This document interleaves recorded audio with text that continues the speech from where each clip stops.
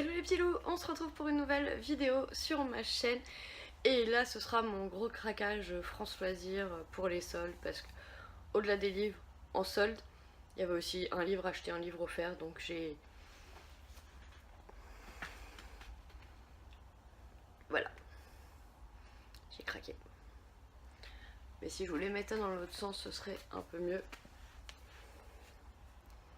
Voilà. J'ai craqué.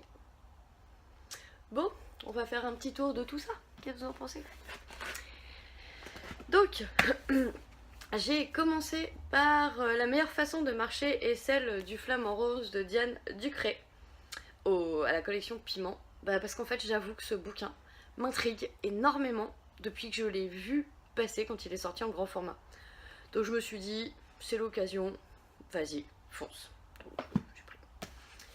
Ensuite, je me suis acheté Fais-moi taire si tu peux de Sophie Jomain et également aux éditions Piment.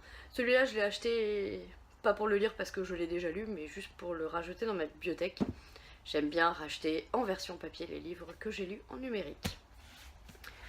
Ensuite, de Marie Neuzer, je me suis pris Prendre Lily et Prendre Gloria.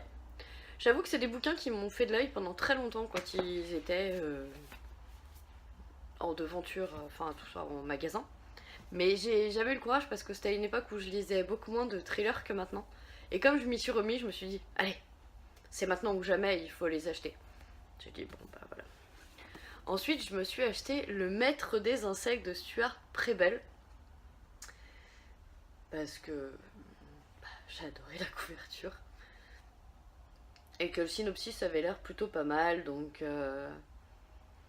Quand Jonathan émerge d'un mauvais sommeil sur le sol du salon, il a les mains couvertes de sang et le corps de sa femme Arya G à ses côtés. Seul lui revient à l'esprit la violente dispute que avec cette dernière qu'il soupçonnait d'infidélité. Hein. Moi je cherche le lien avec Le Maître des Insectes encore, mais j'ai dit il me faut. Ensuite, je me suis acheté La méthode 1533 de Shannon Kirk. Voilà, juste parce que la phrase d'intro au-dessus m'a juste énormément plu. Ils veulent lui prendre son enfant, elle va leur apprendre la peur. Ça calme. Je crois que je n'ai acheté que du thriller de toute façon. À part les deux premiers en collection Piment, je crois que j'ai acheté que du thriller. L'échange fatal de Siobhan MacDonald.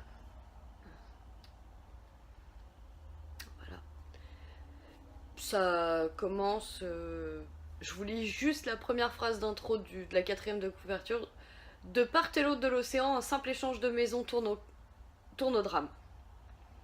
Voilà. Pour les vacances de la Toussaint, il y a deux couples qui décident de changer leur maison pour les vacances. Hein, et puis ça tourne au drame. Voilà. Ensuite, je me suis pris Glacé comme la mort de James Heyman. Voilà, le cadavre d'une jeune femme est retrouvé dans le coffre d'une voiture nue et totalement gelée. Une nouvelle enquête pour l'inspecteur McCabe. Voilà. Elle vous plaît pas la couverture? Bon, là il y a l'emballage plastique dessus donc c'est chiant. Donc je me suis acheté la saga Bleu, Blanc, Sang. Parce qu'elle m'a fait de l'œil pendant plusieurs temps aussi et que je me suis dit que là c'était l'occasion. Alors, 5 juin 2018, la France enterre son président de la République et c'est son propre frère qui est pressenti à la succession. Simultanément, le convoi transportant une toile d'un artiste inconnu est pulvérisé au lance-roquettes. Au même instant à New York, une œuvre de la même peintre est adjugée à la somme inouïe de 50 millions de dollars. Quel peut être le lien entre ces trois événements?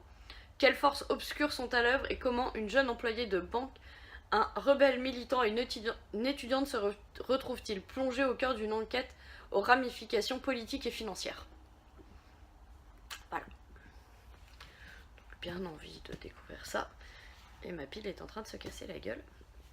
Et sinon, pardon, le dernier que je me suis acheté, c'est L'affaire Abichine de Franck Gendreau. La couverture que je trouvais chouette aussi. Toujours chez France Loisirs, mais aux éditions Nouvelle Plume. À quelques jours de l'élection présidentielle de 2002, le capitaine Fuyard, fraîchement débarqué au 36 quai des Orfèvres, et son jeune coéquipier Jonathan Torres sont chargés d'enquêter sur un événement tragique survenue à Périgueux, une affaire que certains voudraient voir étouffée. Voilà, ça m'étonne pas. Donc voilà pour mon joli craquage à France Loisirs. Donc je pense que ma fierté de m'être dit au mois de janvier j'ai baissé ma palle, youhou, voilà, c'est un échec parce que là, février, faire monter ma palle d'un seul coup, autant dire que... Voilà, hein, je pense que vous serez d'accord avec moi. Faire réduire la palle est une gentille... est un bel objectif, limite un fantasme irréalisable pour les acheteurs de livres et les lecteurs compulsifs comme moi. Je pense que je ne suis pas la seule à avoir ce problème. Mais il faudrait que j'arrive au moins d'ici la fin de l'année à avoir lu, allez, 15 livres de plus que ce que j'ai acheté. On y croit? Essayez de m'encourager un petit peu, ce serait cool. Donc voilà, écoutez, j'espère que cette vidéo vous aura plu, donc mon gros craquage à France Loisirs. Je pense qu'il y aura une petite vidéo book haul encore à la fin du mois à mon avis, parce que je vais pas non plus passer un mois sans achat. Quoique, normalement, je suis pas censée acheter vu que début mars, il y a les oniriques à mes yeux et que fin mars, il y a le quai du Polar à Lyon. Voilà de quoi faire mes achats pour l'année en fait. Et bah écoutez, sur ce, je vous souhaite une bonne journée, une bonne soirée, bon appétit, une bonne nuit et je vous dis à très bientôt. Bisous les petits loups!